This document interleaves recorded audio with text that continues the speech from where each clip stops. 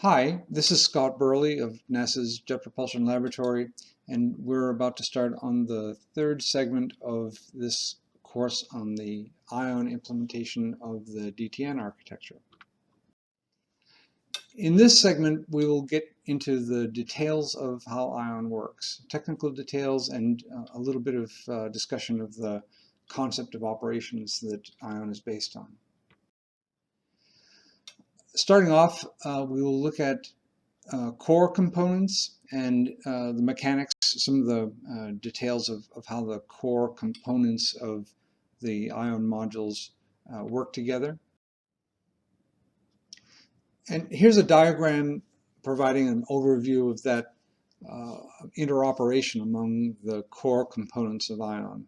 There are four main components being shown here, four main ion modules. At the top, outlined in red, is this CFDP implementation. We haven't talked about that yet.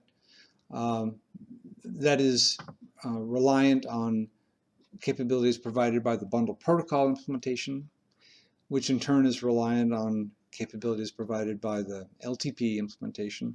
And they all rely on capabilities from ICI, the Interplanetary Infrastructure, including memory management, storage management, the object database, and zero copy objects, and a number of other capabilities. The rectangles here are software daemon modules that use these data structures in their operation. There's a RFX daemon for time-driven procedures that are not specific to any particular module of ion. They're general. There are test drivers and utilities. Similarly, in CFDP, there are test drivers, there are applications, there's an administration utility, there's a clock daemon for time-driven procedures, and there are what are termed UT layer, unit data transfer layer adapters, which run as daemons in the same way that the convergence layer adapter input and output daemons run in bundle protocol, and in the same way that link service adapter input and output daemons run underneath LTP. In all these cases, there are private libraries that are exposed to elements of the subsystems themselves. In the case of LTP, for example, the LTP daemon for block aggregation, the LTP meter daemon, the LTP administration utility, the LTP clock, all use procedures that are supported by this LTP private library.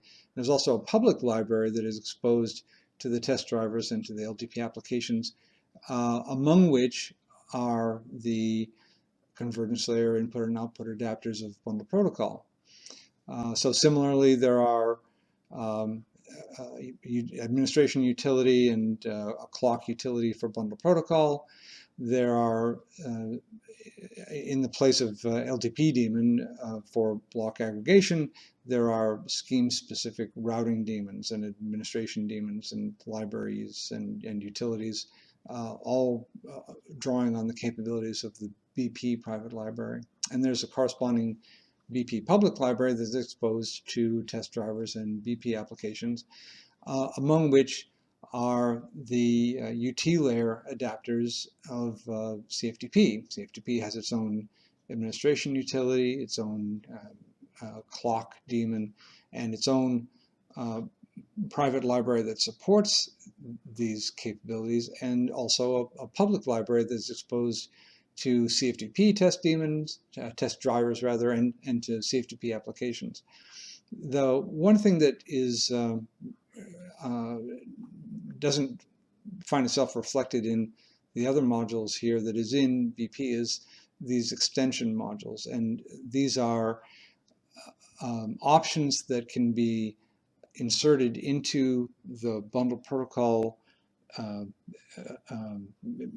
construction, the build at runtime, and that provide the means of inserting extension headers, extension blocks into the headers of bundles as they travel through the system. Acting together, these modules of ION should exhibit the following features, most of which we've already talked about somewhat in preceding parts of the course. Private dynamic management of fixed blocks of pre-allocated memory to be in compliance with flight software rules. High-speed access to non-volatile data storage for bundles that are awaiting a transmission opportunity. Compressed bundle header encoding. This is the shrinkage of primary blocks to improve bandwidth utilization. Managed aggregation to deal with asymmetric data rates and keep the volume of acknowledgement traffic to a level that is that can be accommodated by the available links. A transaction mechanism for system safety because of the heavy use of shared memory and needing to guarantee that we don't have races and deadlocks in operation of the system over shared memory objects. Zero copy procedures for efficiency in managing data that needs to move up and down protocol stacks. Contact graph routing, which we have not talked about yet. It's a route computation system that's intended to provide high bandwidth utilization in space communication environments. A key problem in delay tolerant networking, no matter what implementation you're looking at, is going to be the management of the storage resources required to retain bundled protocol data units while waiting for transmission opportunities to open, and more generally to retain bundled protocol agent state information. The nature of that state information will change as the protocol agent passes through different phases of operation, in particular as bundles pass through different phases of processing, reception, forwarding, transmission, delivery. Efficient management of the storage resources that are allocated to this state information is a key design consideration for ION.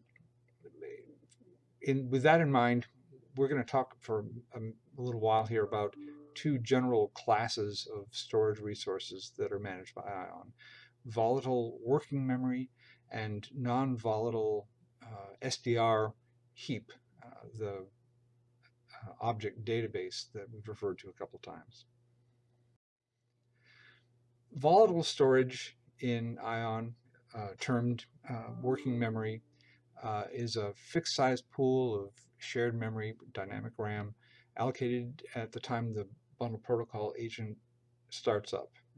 It is used by ION tasks to store temporary data, temporary linked lists, transient buffers, volatile database information, anything that you don't care about retaining in the event that the system enters an unplanned power cycle and all that stuff gets blown away. The data structures residing in working memory may be shared among ION tasks. It can be created and managed privately by individual ION tasks. Both models are supported. That is, there's private memory and essentially public memory carved out of the fixed size pool of shared memory that's managed as ION's working memory. All of the working memory for any single ION bundle protocol agent is managed as a single PSM partition. So the PSM procedures are key to making this whole thing work. The size of the partition is specified in the working memory size parameter of the ION config file, which you provide at the time you initialize the ION node. Here's an overview of PSM, mainly to introduce the terminology so that you can know what's happening in the future when you're working with the working memory. The working memory partition is allocated as a single contiguous block of memory.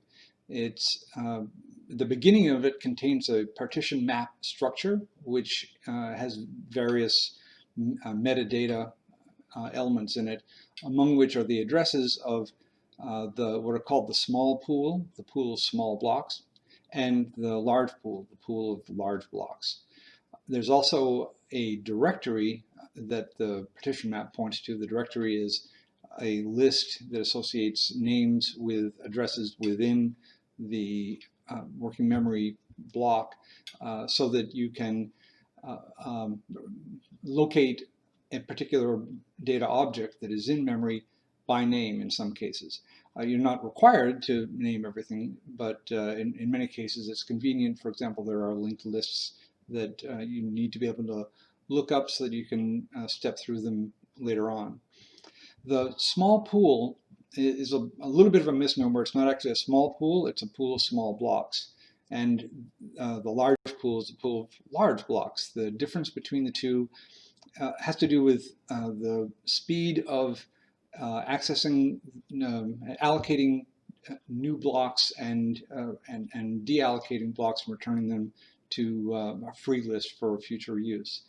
The small pool, the blocks are arranged in up to 64 different linked lists, each of which is for a particular multiple of the word size on the machine. So there's a list of 8, for a 64-bit machine, there's a list of 8-byte blocks, there's a list of 16-byte blocks, there's a list of 24-byte blocks, and so on. The list is very simple, and allocation from the small pool is very fast because there are only small items that can be allocated from it, up to 64 times the word size.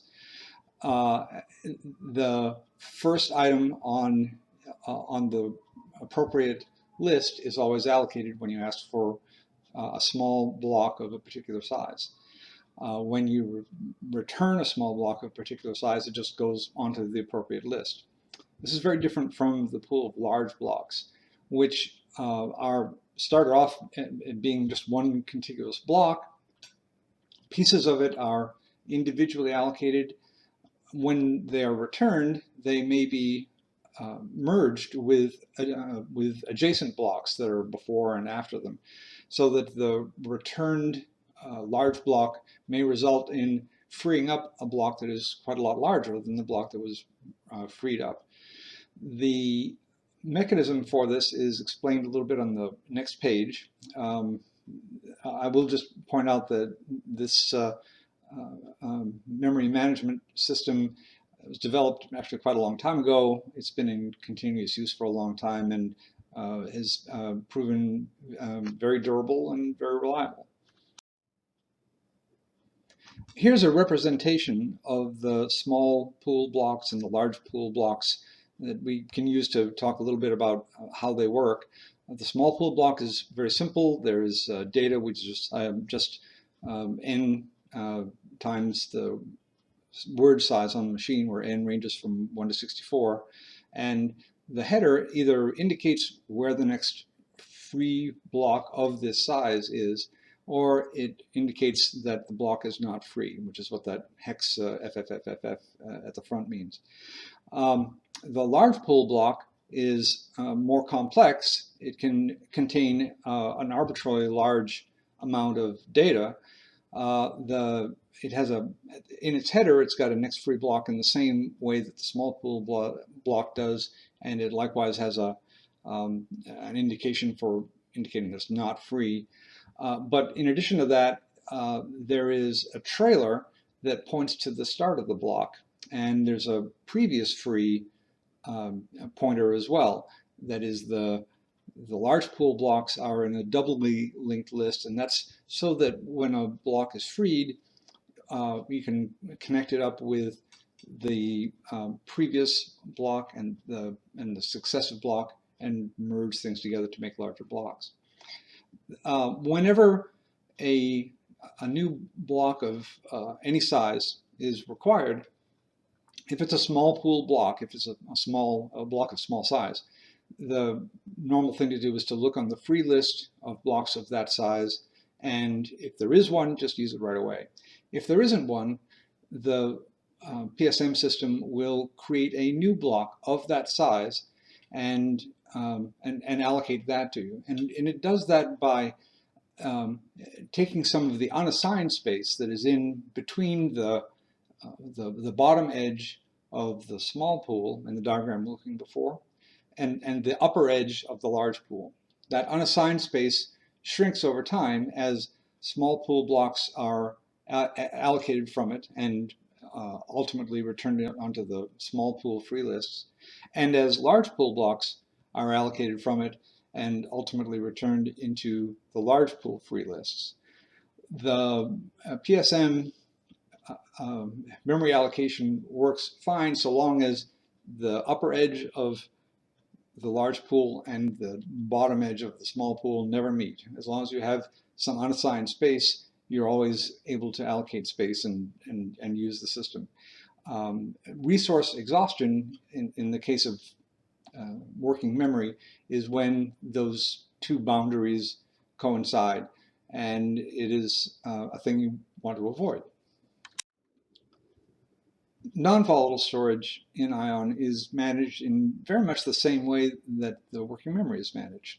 It is likewise, the ION heap or SDR heap is a fixed size pool of notionally non-volatile storage that's allocated at the time the bone percolation starts up.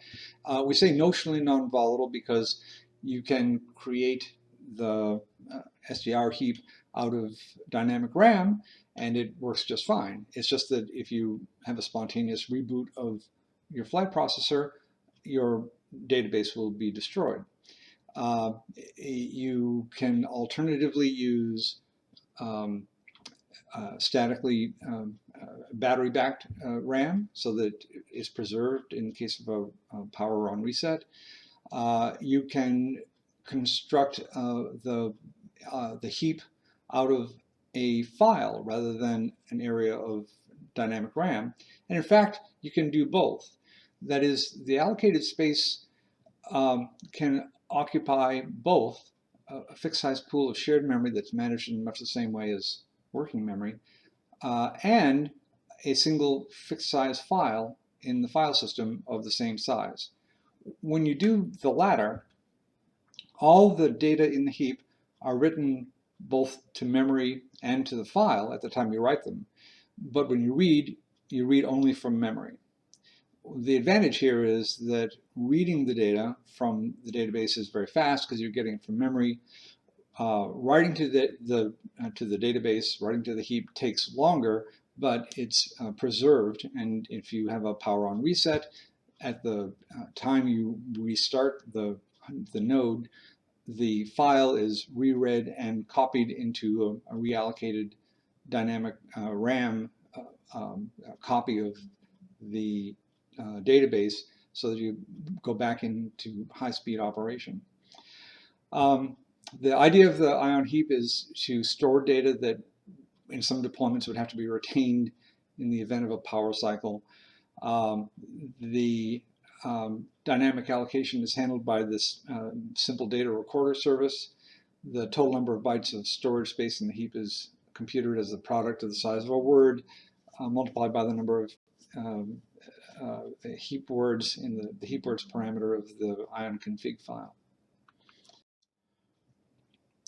And here again, the same concepts of a small pool and a large pool are used to implement the SDR heap. The difference is that there may be two of these. There may be two copies, the in RAM heap and the in file heap, or just one or the other. If you have an in RAM heap, then it's used for all reading. If you have an in file heap, then anytime you write, it gets written through to the file. The other difference between the SDR heap and working memory is this transaction log over on the far right. The purpose of that log is to retain the prior contents of the heap, each block of the heap, each object in the heap, before data was written to that object during the course of a single ION transaction, an SDR transaction. The transaction mechanism enables you to make multiple updates to data in the heap. And if there's any problem at any point in the course of doing that, you can just cancel the transaction and all of those changes are automatically backed out. What that does is, in the event of a power on reset while you're in the middle of a transaction, the system can automatically back out partial updates so that you don't have to worry about the database losing integrity, having linked lists that are pointing to nothing, for example, because of not finishing the updates in the course of the most recently initiated transaction. So a transaction is begun, you make changes in the database, the prior contents of every object in the database are written to the transaction log in order. If you need to back it out, those entries are read in reverse order and applied back to the database so that at the end of backing out the transaction, everything in the transaction log has been rewritten back into the database and it's the way it was before the transaction began. We talked about compressed bundle header encoding a little bit in the previous segment of the course. Here's a diagram showing what's going on there. In the standard bundle structure, there's a primary block and there's payload. And part of the primary block is what's called a dictionary. It's an array of null-terminated strings. And the intent there is to condense somewhat by avoiding the repetition of any particular string. So if you, in this case, have 3 different endpoint IDs represented in the dictionary, one of them is DTN:none, another one is DTN:miter02/txt, and the third one is DTN:APL/txt. That takes a certain amount of space, and the dictionary is somewhat awkward to work with. There is an element of compression there, but not a huge element of compression. But you're sort of stuck with doing what you can because your endpoint IDs are strictly textual. For a compressed bundle, we don't have to do that, and that's because the endpoint IDs are externally represented as strings, as IPN:68.23, and internally they're represented just by the numbers. The numbers are extracted from the strings and represented in binary form and placed in the primary block in the same locations within the block in which pointers into the dictionary are placed when the bundle is not compressed. So here we see the compression of a bundle with 3 endpoint IDs, 3 IPN scheme endpoint IDs into, in this case, just 8 bytes as opposed to 30 or 40 bytes for all the strings. Here's a diagram illustrating the managed aggregation features of ION. The concept here is that for bundle protocol custody transfer, there are acknowledgments on a bundle by bundle basis. That is, each individual bundle is acknowledged by means of a custody acceptance signal. Similarly, in CFDP, in class 2 CFDP, there's a finish PDU that comes back for each file, no matter what the size of the file is. So for small bundles, small files, you may end up with a high volume of acknowledgement traffic. If that's a problem because it overwhelms your uplink bandwidth links, the approach taken by LTP is an alternative, and what will happen in LTP is that multiple small bundles may be assembled into a single block, and the acknowledgement of that block occurs at the checkpoint that is the end of the block rather than the end of each of the individual bundles inside the block. So the volume of acknowledgements is very much less. Here is a little bit of cheesy animation illustrating how the transaction system in ION works. We show here 3 tasks that want to make some updates to the database. The green up here is going to indicate which of the tasks is the owner of the database, that is the owner of the current transaction at any moment.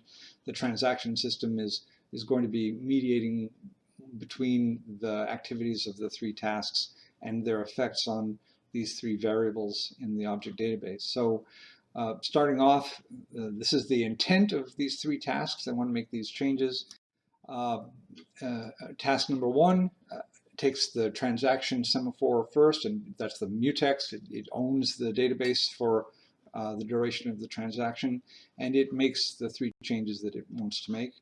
And when it finishes doing that, it ends the transaction, and now another transaction can begin, and task 2 begins its transaction. It becomes the database owner. It makes the changes that it wants to make. Here's x being set to 4, and z being set to what y was plus 2. And when it finishes, it doesn't go all the way to the end. It says, oh no, I made a mistake. I don't really want to do all those things. When that happens, the values of all 3 variables revert to what they were before the transaction started. Now, task 3 takes over. It becomes the database owner. It makes its own changes. Z gets increased by 4. It ends the transaction. So now task 1 can take over again.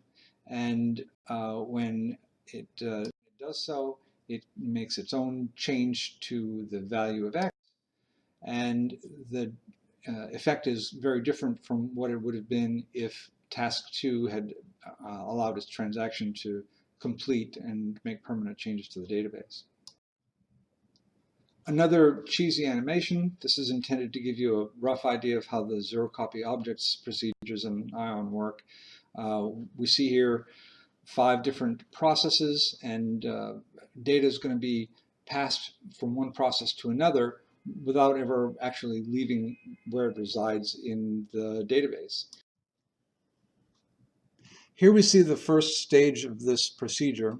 Data are received by this receive task here, written into the SDR heap here, and the receive task creates a zero-copy object, which is a linked list of pointers or references to data where it resides in the heap and or in the file system. The linked list of items that constitutes the zero-copy object has the ability to have header information prepended to the beginning of it, trailer information attached to the end of it.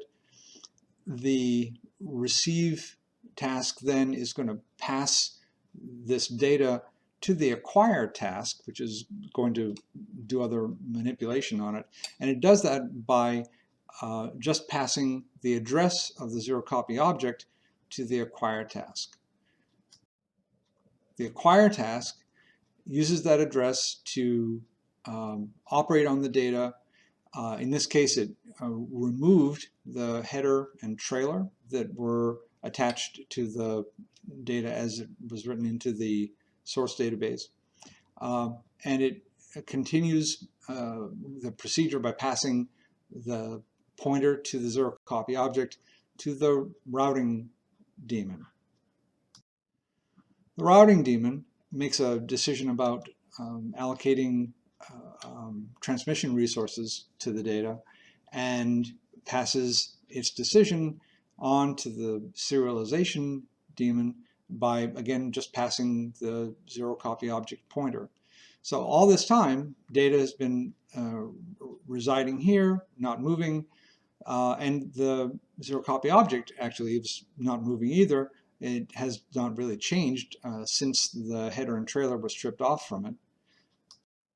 But now it does change because the serialization function will prepend a header to the zero-copy object, will append a trailer to the zero-copy object for the purposes of transmission, and pass the pointer to the zero copy object to the transmission task. And that transmission task will then use the reference in the zero copy object that it gets to by following that pointer to retrieve the source data and transmit it. And this is the first time in the entire procedure that the source data is copied from one location to another, and only for the purposes of transmission using the underlying link protocols.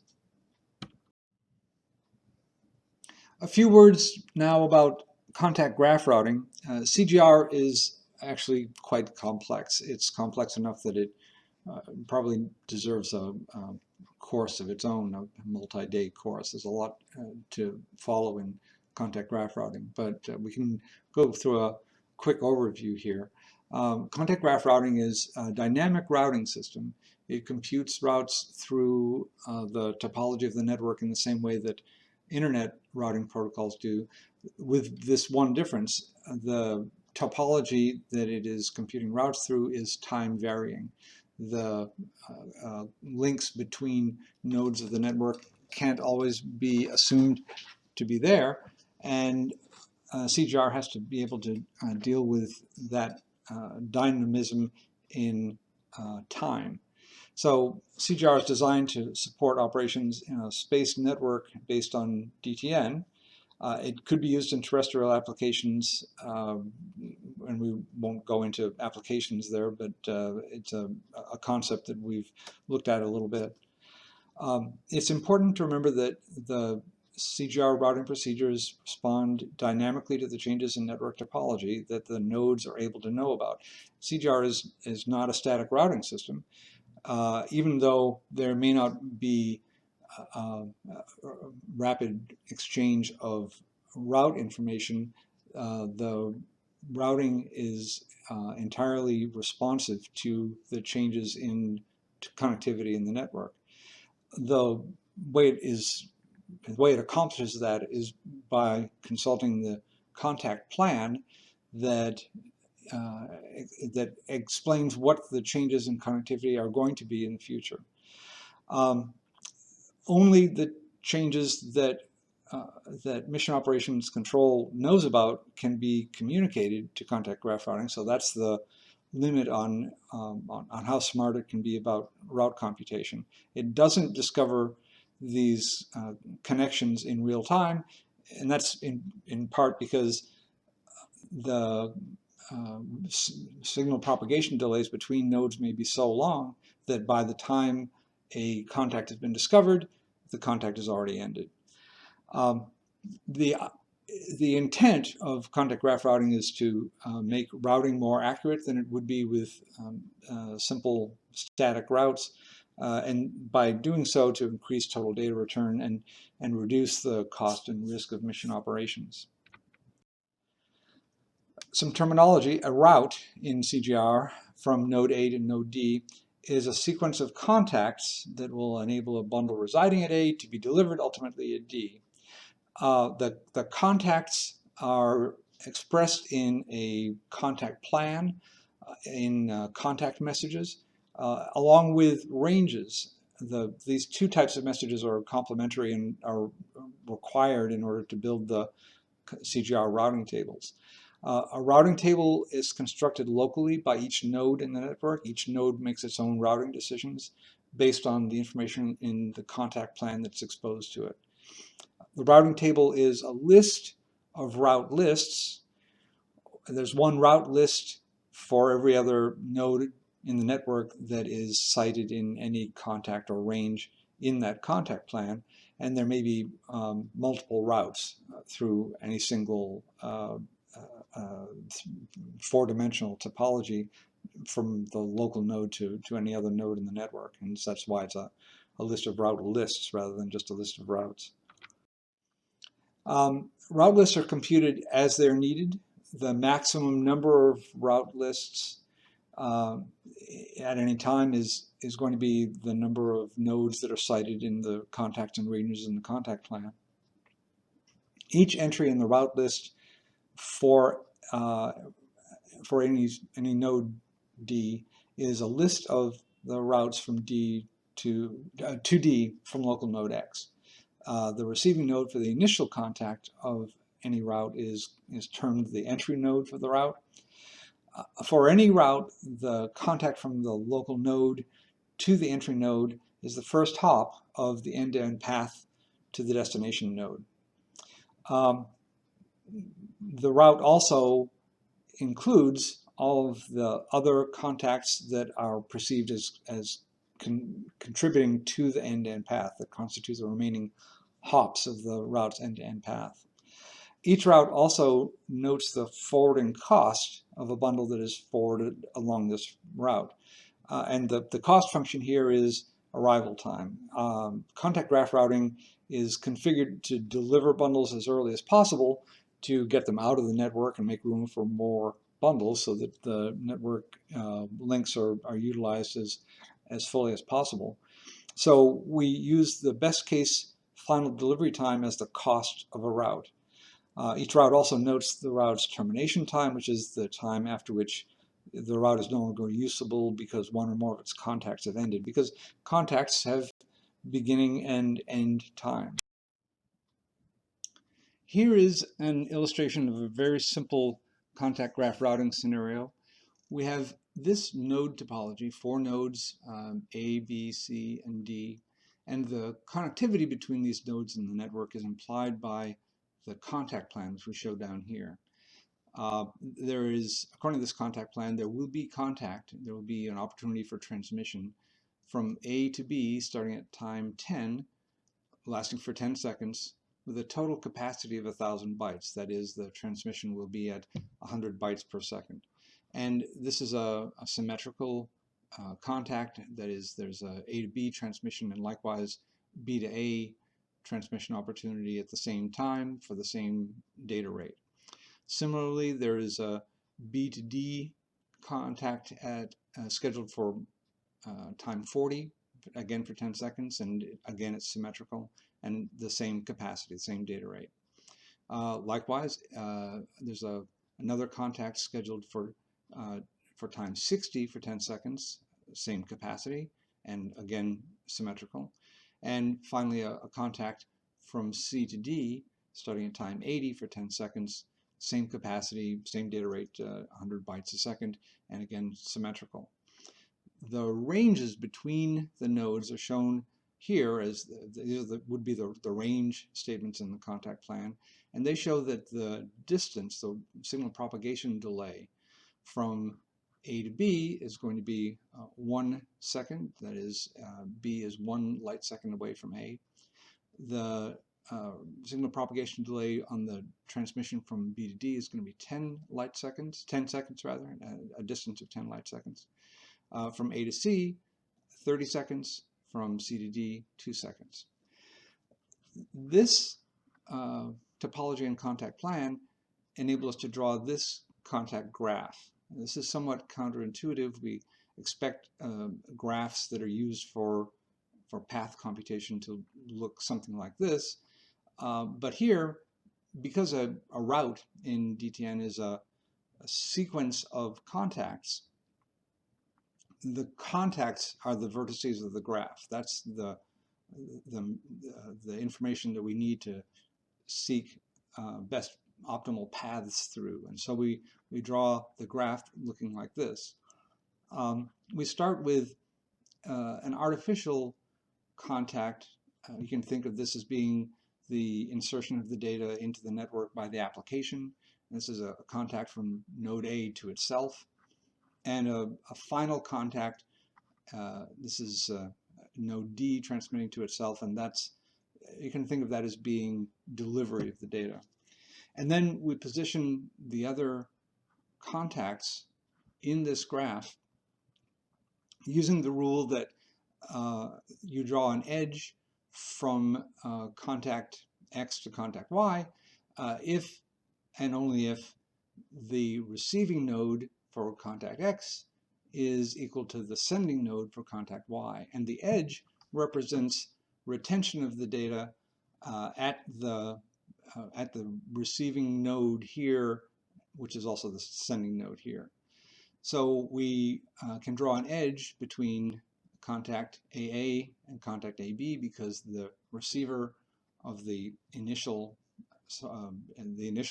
contact is the sender on the next contact. Similarly, we can draw an edge from AA to AC. The only successor in the graph to AB, the only contact whose sender is equal to the receiver of the AB contact, is the BD contact. And so we draw an edge here. Likewise, the only successor to AC is the CD contact. We draw this edge. And the DD contact is the successor to both the BD contact and the CD contact. So we draw these two edges. Given this graph, we can compute the cost of each of the possible paths through the graph. Here we show that the path AA, AB, BD, DD, which would look like this, the total cost of that, given the one-way light times that we've identified over here, is 50 seconds. That is the earliest time that a bundle transmitted from node A can reach node D over this path is 50 seconds later. And similarly, on this path, the earliest time that a bundle transmitted at node A could reach node D would be 82 seconds because of the longer one-way light time between A and C. So path Q, this path through B, is the fastest way to get the data through, and that's the ideal path. And what we will try to do is send all the data over that path to the extent that we can. So as data are being provided to node A to transmit to node D, node A is creating bundles and queuing them up for transmission either on this contact when it starts or on this contact when it starts. That is the beginning of this path or the beginning of this path. The first bundle that this node needs to forward has a time to live of 30, and so we can't forward it at all. We cannot queue it for transmission on either of these paths, and that's because the bundle will expire 30 seconds after transmission. It won't reach the destination until 50 seconds after transmission. It expires before it reaches the destination, so there's no point in sending it. So we simply abandon transmission of that bundle altogether. The next bundle that we're given to transmit has a time to live of 60. That works just fine for path Q. The arrival time of the bundle is well after the time to is well before the time to live on the bundle. So the bundle will still be alive and viable at the time it reaches the destination. So we can queue that bundle up on path Q. Likewise, the next bundle, time to live is 150. It'll reach the destination long before it expires. Its size is 100. That gives us a total amount queued up on path Q of 200 bytes. The next bundle is a little bigger. It's 200 bytes. Its time to live is still fine, so it can go on path Q. That gives us a total volume that is queued up for transmission on path Q of 400 bytes. The next bundle, 100 bytes, time to live is 70, no problem. It goes on path Q. There's now 500 bytes of data queued up on path Q. And the next bundle after that, bigger, no problem with the time to live, and that brings us a total of 800 bytes that are queued up for path Q. But remember that the capacity of each of these contacts is limited to 1,000 bytes. That means that the total capacity of the path is limited to the smallest value of capacity on any of the contacts in the path. And those are all the same, it's all 1,000 bytes. So that means that the total capacity of this path is 1,000 bytes. When we next are required to transmit a bundle of 300 bytes, that would increase the total amount queued on path Q above the capacity of the path. It would make it 1,100 bytes, which is greater than 1,000 bytes. So this bundle can't go on this path. We have to queue it up on path R instead, which is fine. Its time to live is 150. It's that expiration time is long after the arrival time on path R.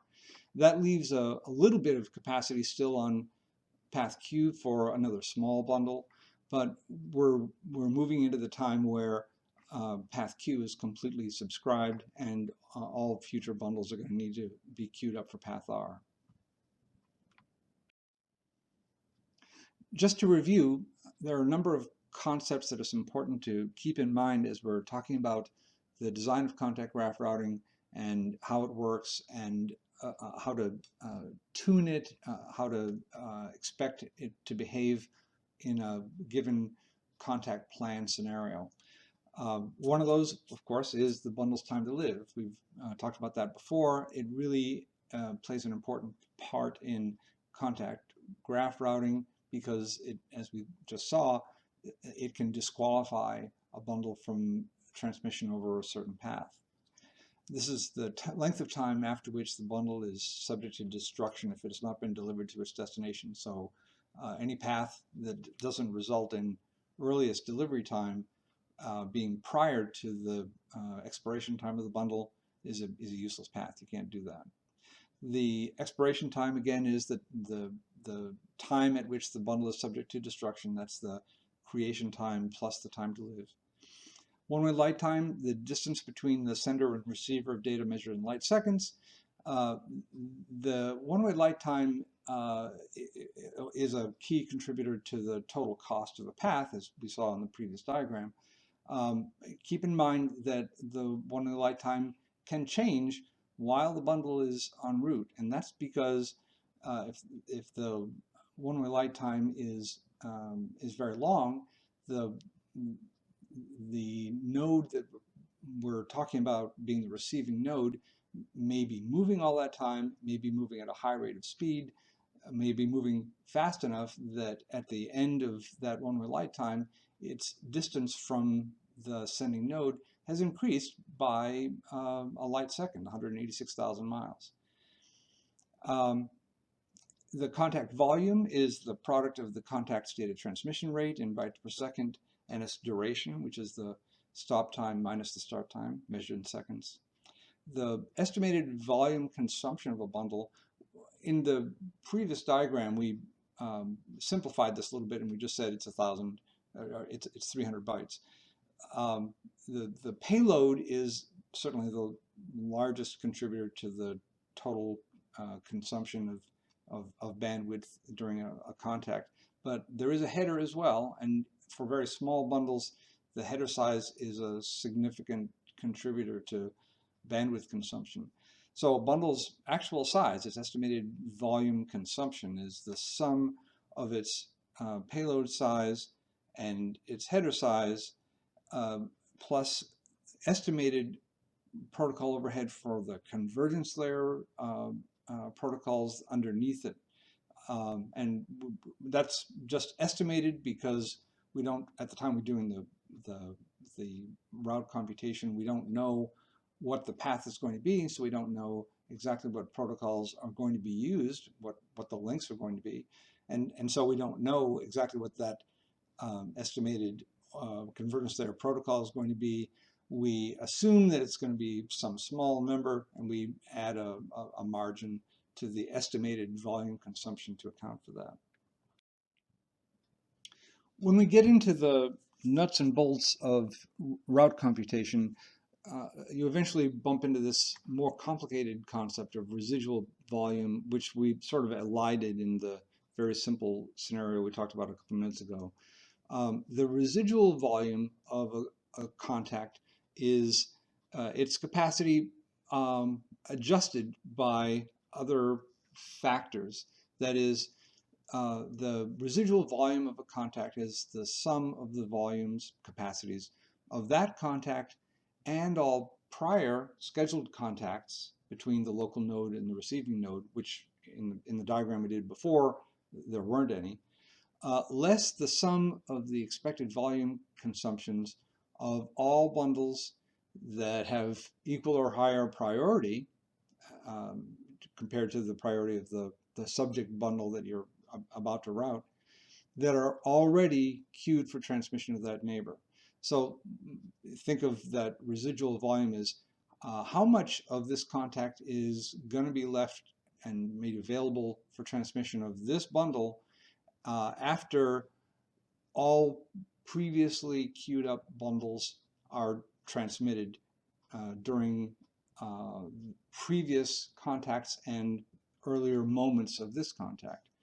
A complicated calculation, but important to making sure that contact graph routing is not inaccurate when it computes routes. Excluded neighbors. An excluded neighbor is a neighboring node C that is refusing custody of bundles destined for some remote node D. That's what an excluded neighbor is. And it isn't necessarily that the excluded node is refusing custody of all bundles, only the ones that are where the destination is D, and that's important. The excluded neighbors list is on a per destination basis. There's no single list of all excluded neighbors. When C is an excluded neighbor for D, no bundles destined for D will be forwarded to C, except that occasionally, and that's once per lapse of the round trip time between the local node and C, a custodial bundle destined for D will be forwarded to C as a probe bundle to see if C is still refusing custody. The reasons for refusing custody might be that C doesn't have any forward path to D. It may be that C is temporarily out of storage resources and can't accept custody of the bundle. Whatever the reason is, it may change from time to time, and so you probe every so often to see if C is still an excluded neighbor or not. Critical bundles are bundles that absolutely have to reach their destination. CGR will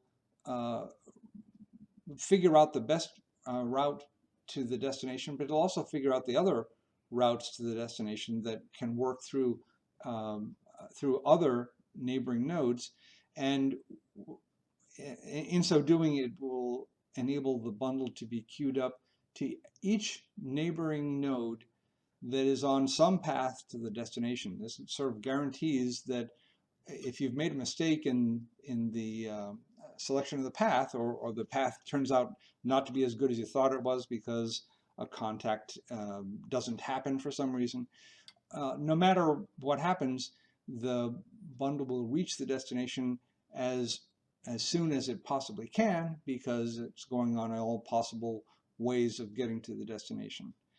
This may result in multiple copies of a critical bundle arriving at the final destination, and that's there is no duplicate suppression in DTN. This is something that nodes need to be able to, and applications need to be able to deal with in any case.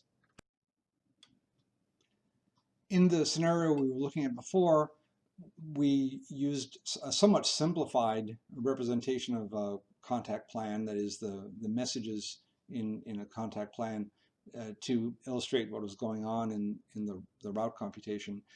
Here's a little bit more detail on just what's in contact plan messages to make them functional. Contact plan messages in ION are read from .ionrc files. They are processed by the ION admin utility.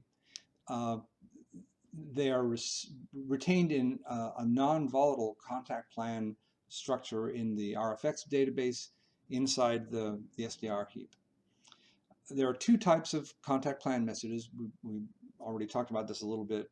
There are contact messages and range messages. The contact messages have the following content. They have a starting time, the beginning of the interval to which the message pertains, and a stop time. The transmitting number, the number of the transmitting node is identified, and likewise the node number for the receiving node is identified, and the planned rate of transmission from node A to node B over this interval is identified as well, in bytes per second. Again, contacts are unidirectional. So if you have bidirectional connectivity, you would have two contact messages with the transmitting receiving nodes swapped and possibly a different rate of transmission, possibly different starting and stopping times, because the start time for transmission from one node may be delayed by the one-way light time between the source and destination nodes for the corresponding contact. Also, it's important to keep in mind that contacts are periods of connectivity. They are not episodes of link activity. So if you have multiple links and they happen, one happens to be active at the same time that another is, that does not result in overlaps in the contacts. What you need to do there is the contact messages need to show that from time A to time B, the total data rate for just one of the links, say, is X. From time B to time C, the total data rate is the sum of the two, because both links are active at the same time. And then from time Y to time Z, the data rate is just the data rate of the link that remains active. So there's no overlapping of contacts. Contacts are tiled in the contact plan. Range messages also are tiled. They also have starting and stopping times, and what a range message does is declare that from this time to this time, the signal propagation delay from node A to node B is going to be this distance measured in light seconds. The normal thing that we would expect is that the distance between A and B and the distance from B to A are the same. And normally ION assumes that will be the case, and when you create range messages, so long as the actual node number A that you put in the message is less than node number B, ION will assume that the distance between A and B is symmetrical. A to B and B to A are the same distance. But that's not always necessarily going to be the case. It's possible that the distance from A to B is simply signal propagation delay through space, and the distance from B to A is that propagation delay plus some additional delay while data passes through some ground infrastructure that imposes an additional 3 or 4 seconds of delay. So the propagation delay in the two directions will not necessarily be the same. To indicate this, you again can have two range messages. A to B indicates the range from A to B, and a second B to A range message indicates the distance from B to A, overriding the implied symmetrical distance that ION would assume in the event that the B to A range message was absent from the contact plan. And this slide is just to emphasize that point. While it's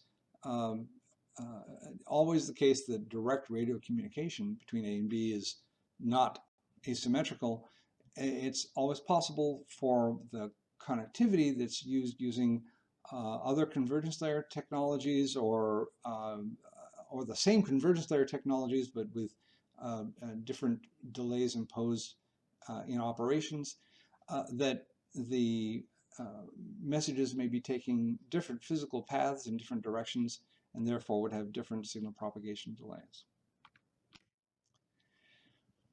Resource management is a key problem in delay tolerant networking, arguably the key problem, because so much depends on supporting store and forward in a way that enables lapses in connectivity to be survived in data transmission. The design of ION has to prevent resource exhaustion by refusing to enqueue additional data that would cause all the available SDR heap space and or working memory space to be used up. In ION, the queuing resources that we're talking about here are allocated from possibly from the file system, which we assume normally is a generally unlimited resource, and from the notionally non-volatile storage space in the SDR heap, SDR data store. ION attempts to prevent potential resource exhaustion by forecasting levels of queuing resource occupancy and reporting on any predicted congestion. Congestion in DTN is really caused by the imbalance in data enqueuing and dequeuing rates that results in exhaustion of queuing storage resources at a node, and that prevents the operation of the protocols at that node. In general, you can use non-volatile storage in two sorts of ways. You can statically pre-allocate all of the storage resources. This can be labor intensive to configure. It can be less efficient because the pre-allocated data may be unused in some cases. Alternatively, you can use storage resource pooling and automatic dynamic allocation that adapts to changes in the operational state of the node. ION data management design combines these two approaches. That is, it aims for safety at the expense of efficiency to some degree, and attempts to be as efficient as possible with what's left. So ION will reserve 40% of the total SDR data store heap size for the storage of protocol operational state information. This is a compile time adjustable parameter. If you find that it doesn't work for your deployment, you can change this to a different number at compile time. At runtime, it's fixed. 20% of the total heap size is statically allocated to margin. This is just safety to help insulate the node management from errors in resource allocation estimates. The remainder of the heap, which is by default is 40% of the heap, plus all of the pre-allocated file system space, that's all allocated to protocol traffic in the form of zero-copy objects. This is what that looks like. If you imagine the heap being this big chunk here, here's 40% of it available for zero-copy objects, 40% reserved for infrastructure, 20% reserved for margin. At any given moment, the data encapsulated in a single zero-copy object can belong to any of the protocols in the stack. It can be a CFDP file data segment. It could be that that data is now encapsulated in a bundle protocol bundle. It could be that that data is part of an LTP block because the bundle has been inserted into a block and the block has been segmented, and so now the data that's being processed through the system is a portion of that bundle, which is a portion of a file, and is being transmitted as a segment. In all cases, no matter which protocol, no matter which layer of protocol is processing the core data in the zero-copy object, the available heap space for that data is shared. It's a single common resource. All the protocols share concurrent access to that resource. So the heap for an ION node has to be large enough to contain the maximum volume of data, the actual content that you're trying to convey to the destination nodes as opposed to the protocol overhead, that the node will be required to retain during operations. So a few words on how ION does congestion control. The internet is a store and forward system in a particular sense. That is, a router or a switch will store each received packet into a memory buffer, check it for CRC errors and so forth, and then immediately begin passing the first bit of the packet to the outbound link. So it's stored very briefly and forwarded immediately. The buffer is reusable as soon as the last bit of the packet has been forwarded. You can think of DTN as being, in a sense, a more extreme store and forward. A bundle protocol node will store each received bundle into a possibly non-volatile bundle, possibly non-volatile buffer that may be in RAM, or it may be in a file system, or both.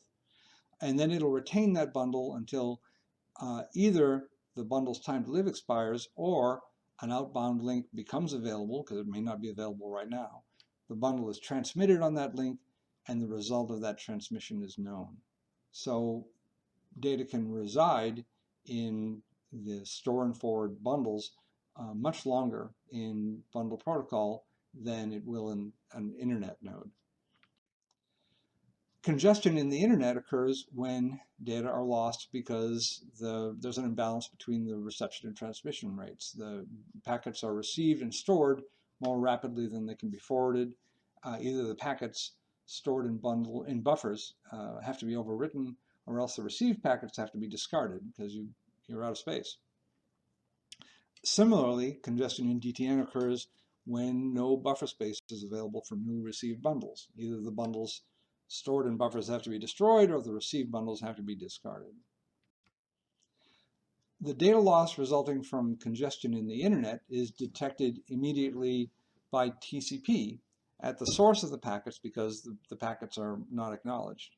And that causes TCP to reduce its transmission rate, and that ends the congestion. This prevents congestion collapse. And it works great in the internet because TCP at the sender can be informed right away that there has been data loss, and it assumes that data loss is due to congestion, and it backs off on its transmission rate at that point.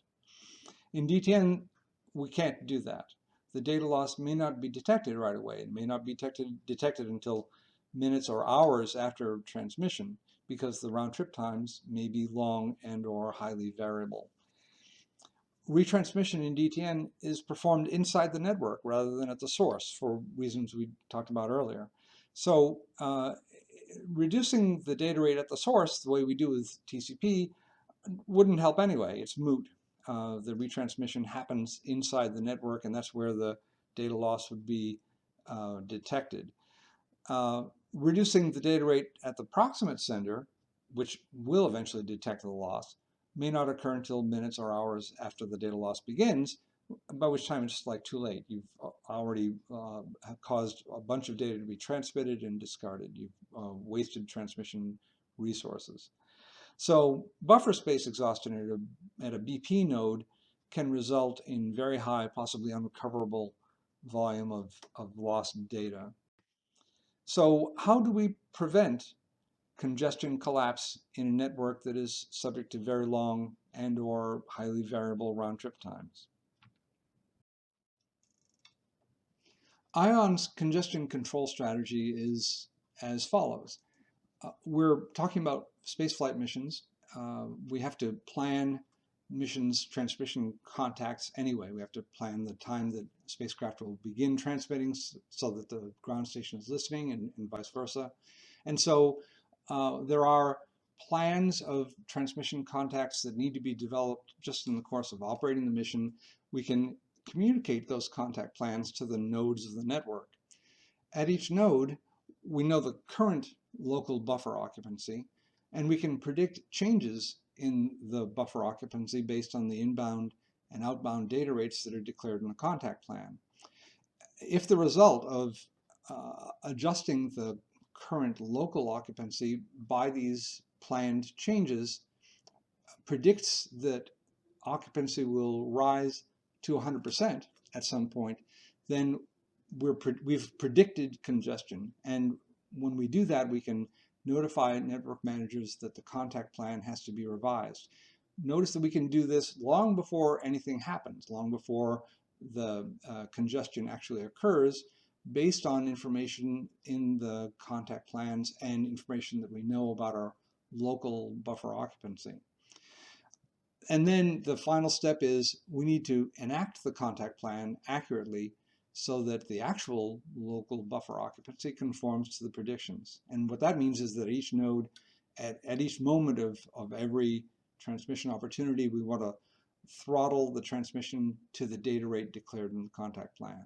As long as all the nodes act according to the contact plan and the contact plan is communicated accurately to all the nodes, then the rate at which data will arrive at all the nodes will be such that none of the nodes will become congested.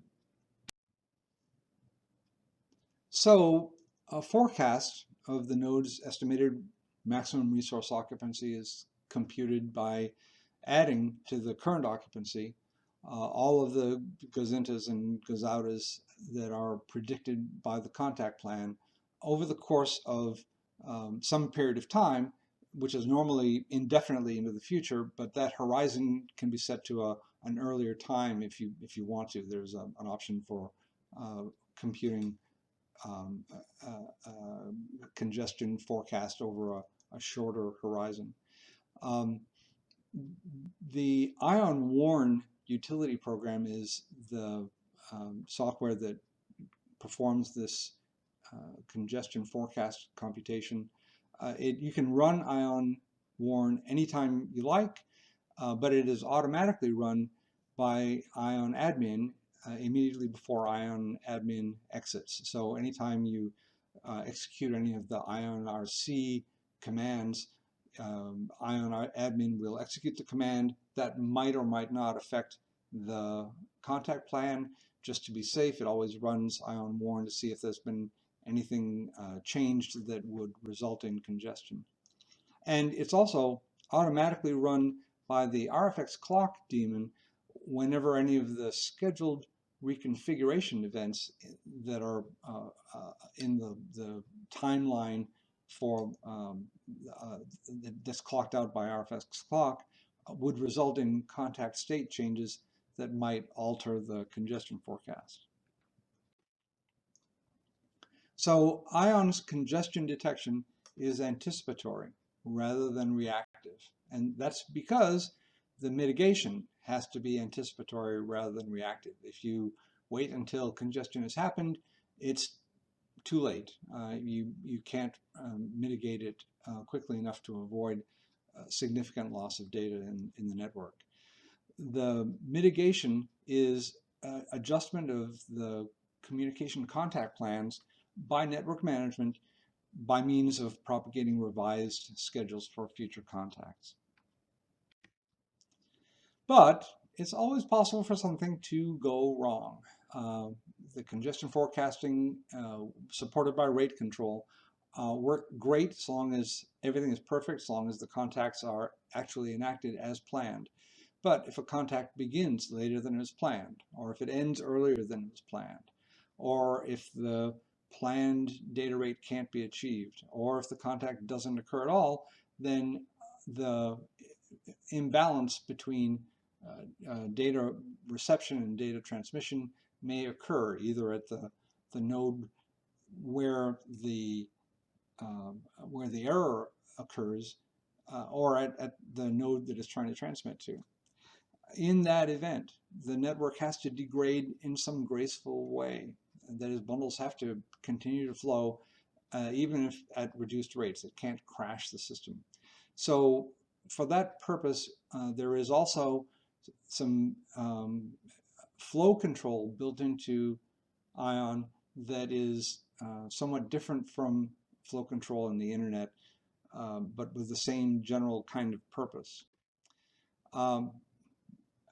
One element of that flow control system is that the 40% of SDR heap reserved for zero copy objects is subdivided into two portions: inbound zero copy objects and outbound zero copy objects.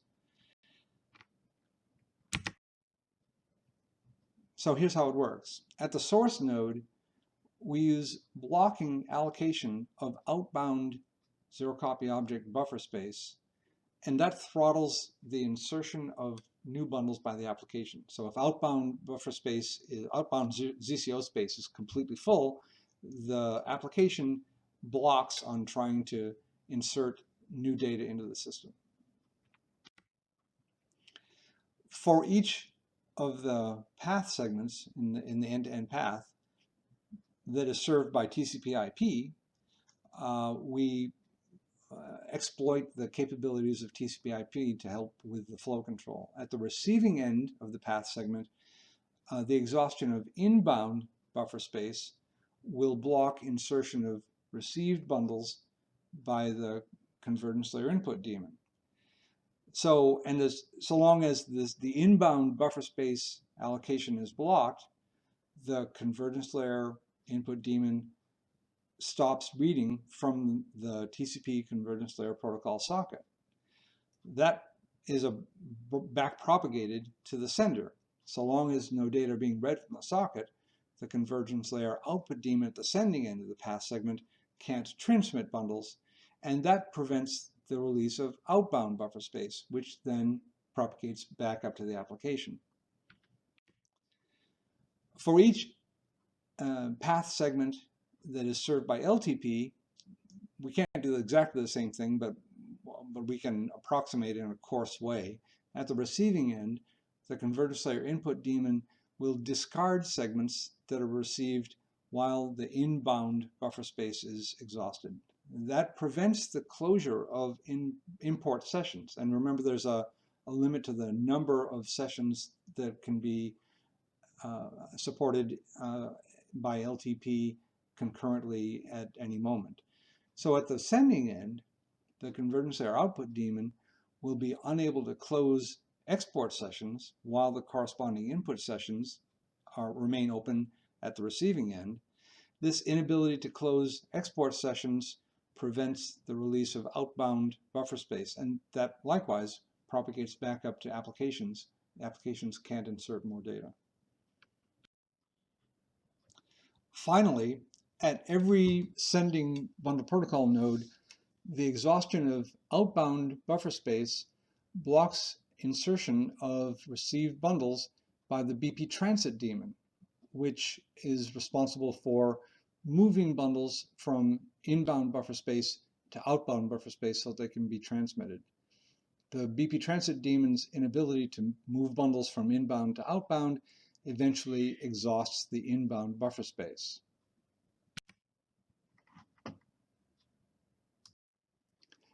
Taking it all together, flow control on ION looks like this. We'll start at the receiving end of this scenario.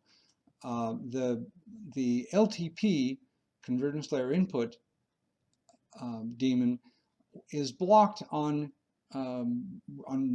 receiving data into its inbound ZCO space by the application. If the application is slow about receiving the data, then the inbound data will reside here and will remain there until the application wakes up and takes it out. The application itself is not blocked.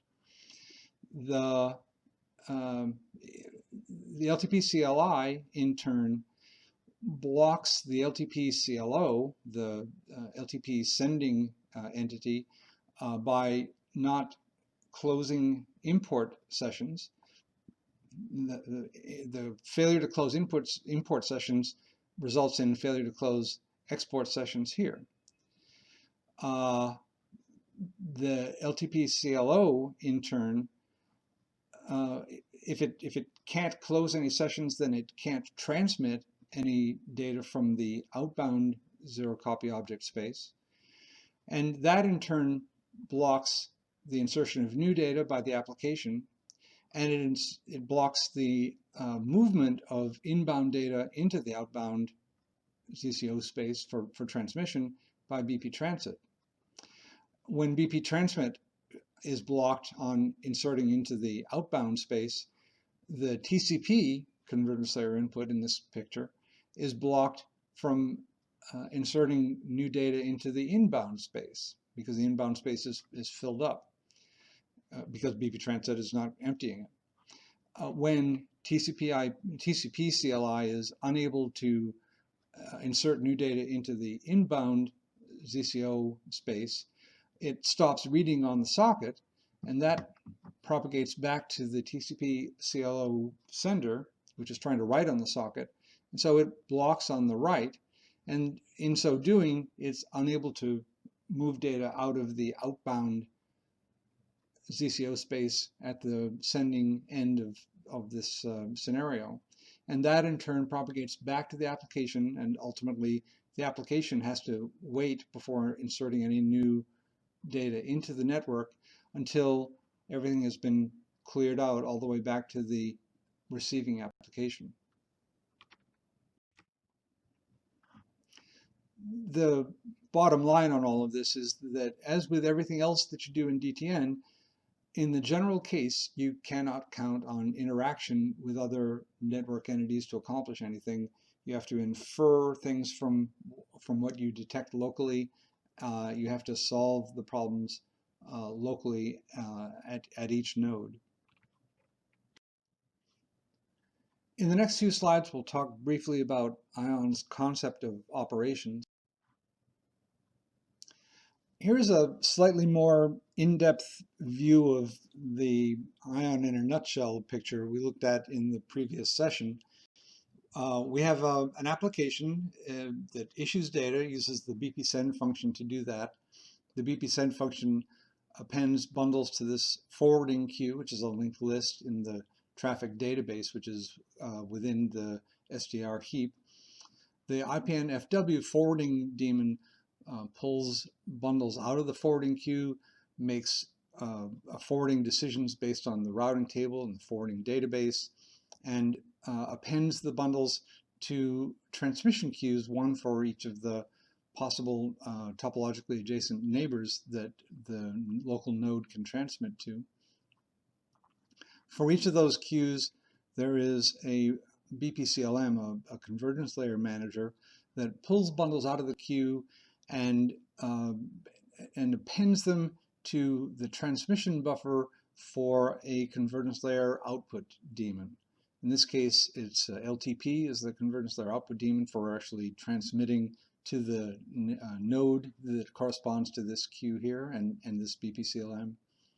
The convergence layer output daemon then does its own LTP send function, which appends the bundle to the current outbound block that is being assembled, aggregated.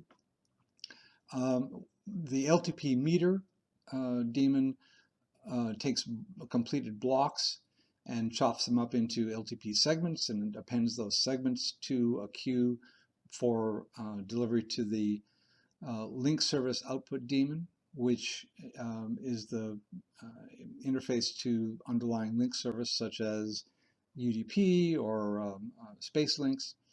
The link service output daemon uses that underlying link protocol to transmit to the receiving node's LSI, or link service input daemon, which receives the segments, appends them to a queue of LTP segments that are being assembled into an inbound block.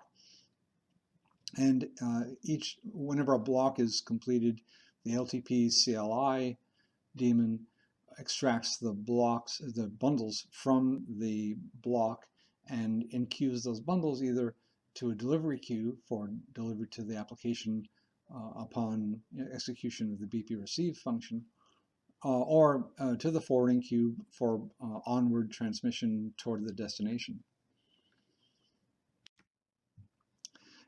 To go into a little bit more technical depth and the nuts and bolts of how all that works, this diagram it shows not only the queues but also the semaphores that trigger activity of removing things from the queues up and down the protocol stack. So here we have an application that creates a bundle that goes into the forwarding queue, and when it does that, it gives the forwarding needed semaphore corresponding to that queue that is being pended on by the IPN forwarder. The forwarder uses the routing table and forwarding database to make a forwarding decision, appends the data to the appropriate transmission queue of bundles that are destined for a particular neighboring node, and gives the corresponding duct selection needed semaphore, which the BPCLM for that neighbor is waiting on.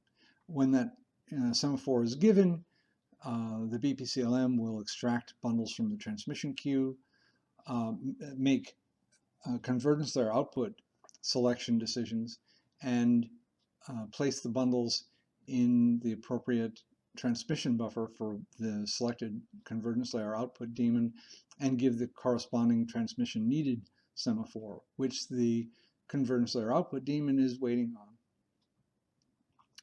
on. In this case, the convergence layer output daemon is LTP CLO. When it takes this semaphore, it knows that there is data to send out, so it takes those bundles and appends them to the session buffer for the block that it is currently assembling, aggregating. When the size of that block exceeds the threshold size for transmission to this neighboring LTP engine, LTP-CLO will close that buffer, give a semaphore that says that the buffer is closed, and then wait for another semaphore that says that a new buffer is ready to insert bundles into. The LTP meter daemon, waiting on this semaphore, receives that semaphore, empties all the bundles out of the block that's being assembled here, chops them up into segments, appends the segments to a queue of segments for the link service output daemon, gives the segment enqueued semaphore that tells the link service output daemon it's time to transmit some data, and it gives the buffer open semaphore so that LTP CLO can continue. It does that after having created a new block that bundles can then be aggregated into. The link service output daemon waits on that semaphore. When the semaphore has been given, it takes the segments that are queued up and uses the transmission medium link service protocol to transmit to the link service input daemon. The link service input daemon will, in the case of LTP at the convergence layer, it will invoke LTP functions to send report segments back to the sender, and those are enqueued along with all other segments for transmission by the link service output daemon, and likewise give the segment enqueued semaphore saying to the link service output daemon, here are some segments to transmit. They're not data segments in this case, they're report segments, but they're transmitted under the same conditions. And it will also assemble those segments into a buffer, and when the buffer is complete, it will give a notice semaphore that the LTP CLI daemon is waiting on, saying, oh, a buffer has been received. LTP CLI will inspect that buffer, extract all the bundles from the buffer, and for each bundle it will either deliver the bundle if its destination is the local node, which means it'll place it on this delivery queue linked list here and give a data delivered semaphore to wake up the BP receive function, or else it'll append it to the forwarding queue for onward transmission, and again give it the forwarding needed semaphore so that the forwarder knows that there's data that needs to be sent onward. Focusing just on the bundle protocol portion of that overall structure for a minute, um, to emphasize, here are the things that really are key in the operation of the bundle protocol. There is this forwarding queue of bundles that need to be directed to some neighboring node for transmission to the destination. The semaphore that says forwarding is needed, that tells the forwarding daemon that there's something in the forwarding queue. The forwarding daemon will compute the route, selecting the next outbound neighbor for forward motion of the bundle based on the routing table and forwarding database, and append the bundle to the transmission queue corresponding to that neighboring node, and give a semaphore that says, here is a bundle that is supposed to be sent to node so-and-so. Please pick a way to get it there. Duct selection is needed. The BP convergence layer manager may have multiple ducts that it can use for forwarding data, and it may have some mission-specific rules for selecting which ducts to use for which kinds of data. So when this semaphore is given, it will empty out this transmission queue of bundles that are awaiting transmission, and for each one it'll select an out duct and append the bundle to the transmission buffer for that out duct, so that it travels in that manner to that neighboring node. So bearing these modules and mechanisms in mind, let's take another look at the operational features of ION. Fragmentation, reassembly, bandwidth management, contact plans, route computation, delivery assurance, and rate control. We'll cover these in the next few slides. And a key point to keep in mind here is that fragmentation and reassembly and bandwidth management and delivery assurance, that is to say retransmission, can be addressed at multiple layers of the stack in different ways for different reasons. And we will discuss that a little bit as we go through the implementation of these features in ION. It's important to allocate this functionality in ways that the effects at lower layers of the stack complement the effects imposed at higher layers of the stack, so that you don't have different layers of the stack that are competing with each other. Fragmentation and reassembly, ION needs to minimize head-of-line blocking, which is to say something very large gets transmitted and something high priority comes in and can't get out because you're still busy with the very large thing that you were sending before. And also minimize transmission overhead, the waste of data that comes from having lots of headers and not very much payload. So to minimize head-of-line blocking, we really want to avoid having very large protocol data units. To minimize transmission overhead, we want to mitigate by not having extremely small protocol data units. We try to reconcile these things at multiple layers of the stack. The application layer, where we have AMS and CFTP, at the bundle layer, and at the convergence layer in LTP. So here are sort of the guidelines that we use and the design decisions that result from those guidelines in the design of ION. At the application layer and at the bundle layer, we present relatively small application data units to bundle protocol for transmission in bundles. If we do that, then we place an upper bound on head-of-line blocking because the bundles are not very large, maybe up to 64 kilobytes. We can accomplish the same thing as needed by sending very large application data units, and each one in a single bundle, and proactively fragmenting the bundles where necessary through the network to have the same effect.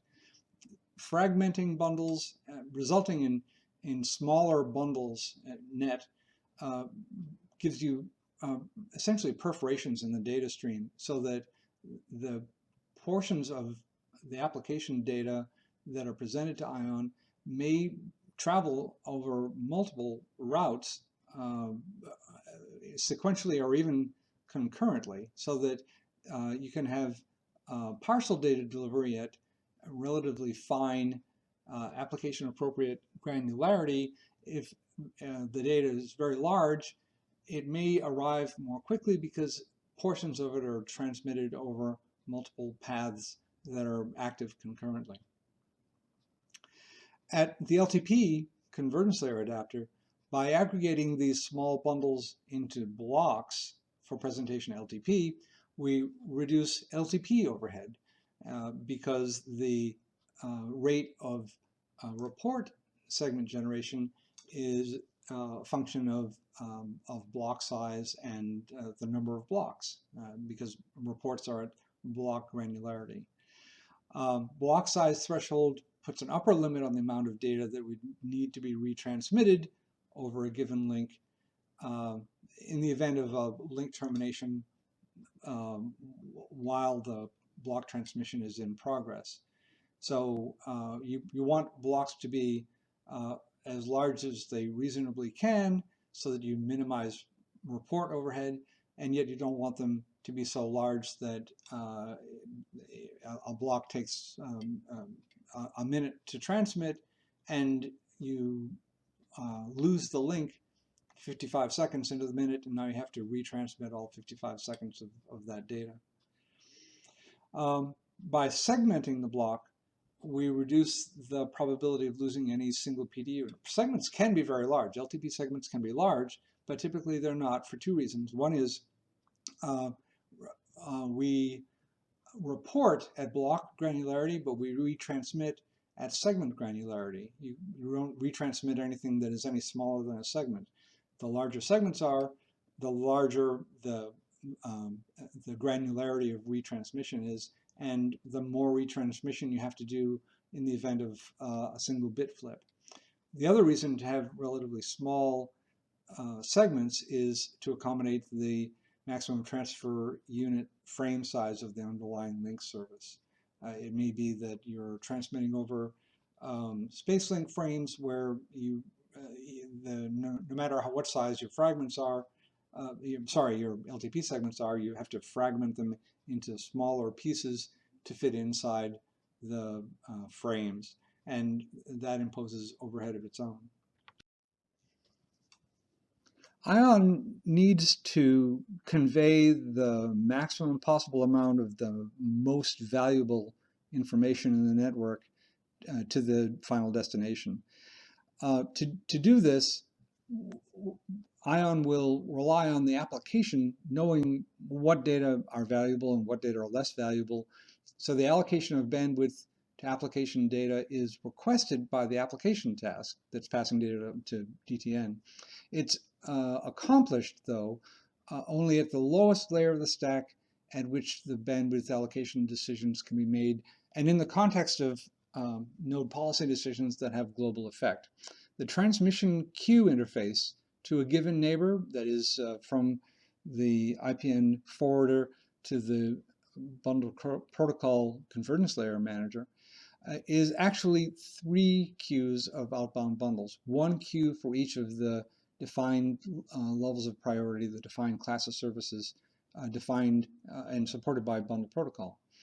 When an application presents an application data unit to BP for encapsulation in a bundle, it indicates its own idea of how important the data is, what its assessment of the bundle's priority. Upon selecting the proximate forwarding destination node for that bundle, the bundle is appended to whichever of those 3 queues corresponds to the requested priority. But as of ION 3.7.0, there are node configuration commands supported that will enable network management to override the priority of a bundle based on the bundle's attached data label, which is an extended class of service parameter. So the application's assessment of the importance of data is very important, but under certain operational conditions, it may be required for the node to allocate higher priority to some other data for reasons that the application was unaware of.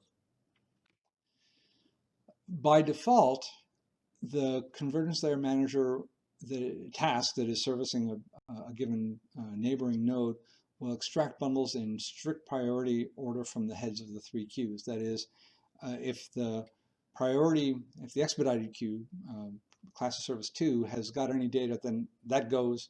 If it doesn't, then if the standard class of data queue has got anything, then that gets selected and is transmitted.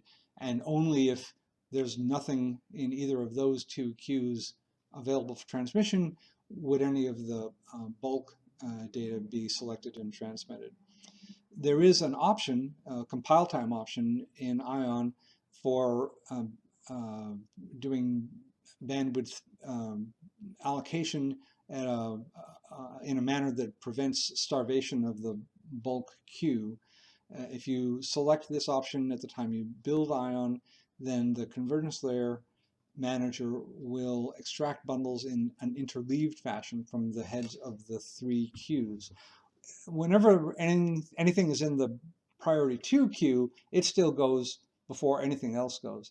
But the contents of the priority 0 and priority 1 queues, standard and bulk, are both emptied concurrently, but at different rates. That is, the rate at which priority 1 standard bundles are extracted and transmitted is twice the rate at which the bulk priority 0 bundles are extracted and transmitted. So standard priority still tends to move out faster and be delivered earlier, but the bulk data won't be starved out completely.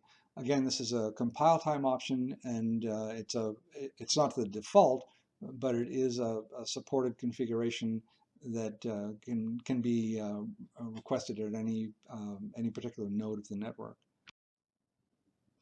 We've talked quite a lot about the importance of contact plans and contact graph routing. More generally, contact plans are a hugely valuable resource in the operation of ION just in general. And this is a diagram that illustrates that to some degree. What we have here is, here's the contact plan inside the database. And in red are the functions that are enabled by the information in the contact plan. As we have already discussed, there's a routing table that is created by the libcgr, the contact graph routing system, and that's used by IPNFW to compute approximate destinations for bundles. But in addition to that, the RFX clock daemon uses the ranges in the contact plan to configure the current one-way light time to neighbors in the database, which that neighboring information is used for like a lot of different purposes. There's an RFX clock function to set and update the data transmission and reception data rates, which also is important for operation in several ways in the network. Rate control is driven by information that is indirectly taken from the contact plan by way of the neighbors and imparted to BPCLM by the BP clock. And the LTP clock, likewise, takes information about contact start and stop times, uses that to start and stop the transmission of data, LTP data in the LTP daemons, and the suspension and resumption of timers and the computation of timeout intervals based on contact plans that indicate transmission outages that have to be added in to the round-trip time computations. And then we also talked a little while ago about the iron warn utility that does congestion forecasting. That likewise is driven off the contact plan. The route computation done by ION can be either unicast or multicast. This depends on the destination endpoint ID. Just to refresh your memory, the successful routing is inserting the bundle into an outbound transmission queue for one or more neighboring nodes. It actually could be more than just one neighboring node in the event of multicast transmission. So unicast routing looks like this. In unicast, you transmit a bundle whose destination is a single node registered in a singleton endpoint, and that's identified by an IPN URI or a DTN URI, although contact graph routing will not work in that case because CGR is based on node numbers. The procedure there is you do unicast route computation, typically by using CGR, or in the case of a destination that is a DTN endpoint, you skip the CGR step. If you can't find a dynamically managed route from using the CGR algorithms, then the next thing to do is to look at the final destination, and if it's a neighboring node, if it's one that you have an outduct for direct transmission to, then taking that direct route is the best strategy unless there's a management decision not to do that. The transmission can be blocked. You would think that that might be the best strategy to start with, but it may be that, for example, the node is a neighbor, there's direct transmission to it, but the direct transmission to it begins tomorrow afternoon at 4 o'clock. Indirect transmission through some other node might begin 5 minutes from now, and that relay node has immediate contact with the destination, and so it might be able to convey the data to the destination node much faster than direct transmission, waiting for the direct contact tomorrow afternoon. If neither of those two mechanisms gives you an answer, the next thing to do is look for a static route. There are mechanisms in IPN admin and DTN2 admin for declaring static routes for destination bundles. Every bundle that is destined for node X, always send it to node Y. Those static routes are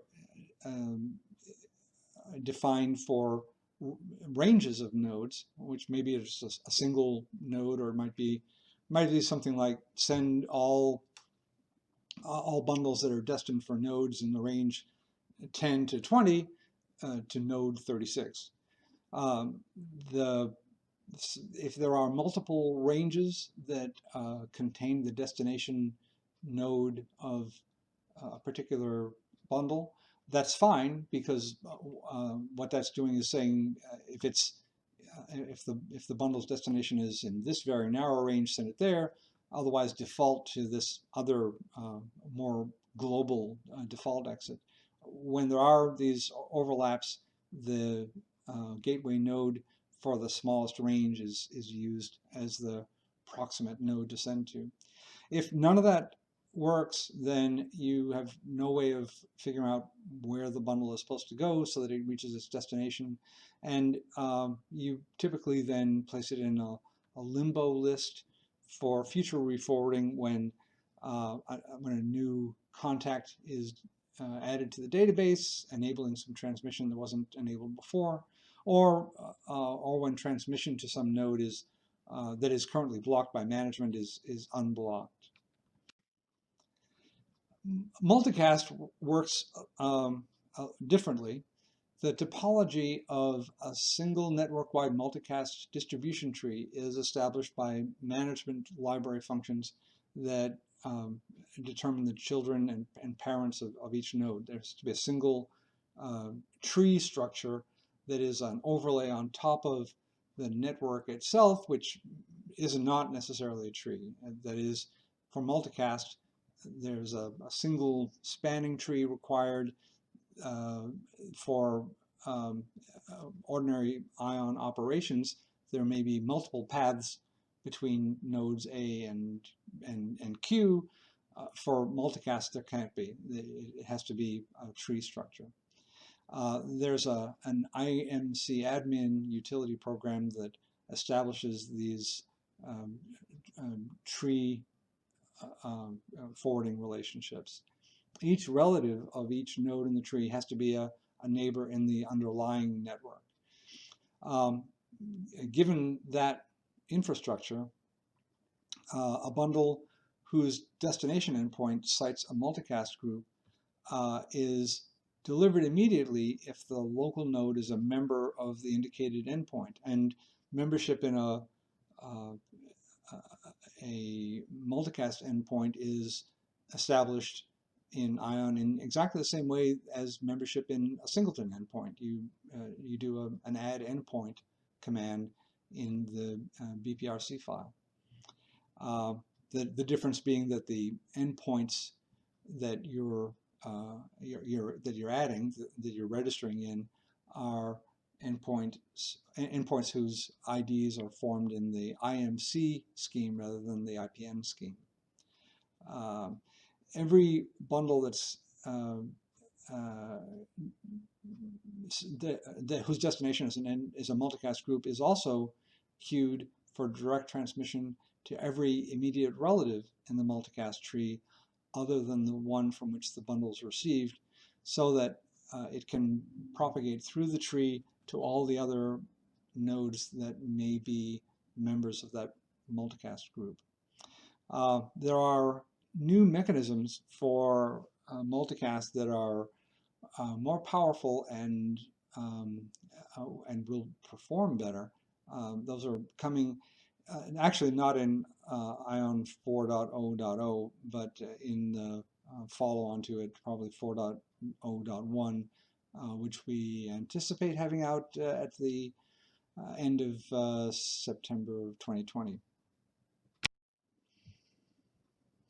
ION tries hard to deliver data reliably.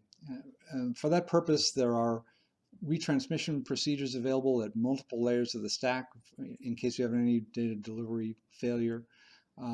We'll talk about just two of those here. First, at the convergence layer, which is the lowest stack layer that ION has any influence over, if you use a reliable convergence layer protocol such as LTP or DGR or TCP, failure to deliver one or more of the segments that are the protocol data units at that convergence layer or protocol layer, due to segment loss or corruption, will trigger segment retransmission. It's one thing to notice here is that retransmission in LTP is complicated by the difficulty of computing timer intervals because of scheduled contacts and scheduled outages. The round trip time for an acknowledged dialogue may just be twice the one-way light time between the sender and receiver, but at a different time due to an interim outage of contact between the sender and receiver. There may be a delay before the return traffic can begin. So the LTP clock task infers the initiation and cessation of LTP transmission from contacts in the contact plan. And so that controls the dequeuing of LTP segments for transmission, and also controls the suspension and resumption of timers so that you don't have premature timer expiration and unnecessary retransmission of data.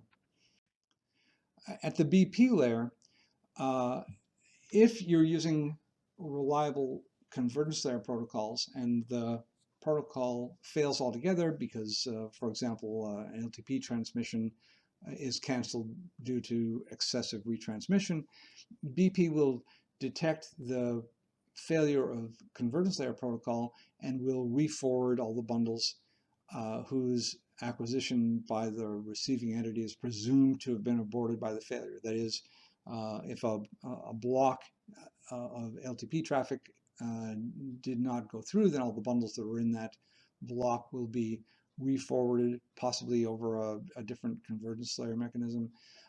If you have TCP transmission and TCP completely fails, the socket connection is lost, BP will detect that and will retransmit, re-forward the bundles that were being sent on that TCP connection. If re-forwarding is impossible because transmission to all the potentially viable neighbors is blocked or unavailable for some reason, the affected bundles are placed in the limbo list for re-forwarding when there's an opportunity in the future. If the bundle is flagged for custody transfer, then the forwarding of a bundle may be explicitly refused by the receiving entity. That is, the bundle may have reached the neighboring node that it's supposed to get to, but the neighboring node said, I can't take custody of this bundle, I don't have any space, and the node will send back a custody refusal signal, which is sent as a bundle back to the sending node. And in that event, the sending node is required to re-forward the bundle, hoping to find a better route. And there are a number of possible causes for this. The receiving node may have run out of resources. It may have no route to the destination. It may have a route, but the route might not happen until after the expiration of the bundle's time to live. Finally, just a reminder of the importance of rate control. In deep space links, there are signal propagation delays that may make it impossible to negotiate transmission rates. So we don't try to negotiate transmission rates. We assert transmission rates in the contact plan. The links are operationally reserved for use by designated pairs of communicating entities over pre-planned periods of time at pre-planned rates. And that enables us to avoid congestion in the network by anticipating it based on our understanding of the planned contact periods and data rates. The rate control system in ION enables data flow only while contacts are active. This is critical because without that enforcement of the data rates that are in the contact plan, any congestion forecasting could be an error, and you could end up with congested ION nodes in the network.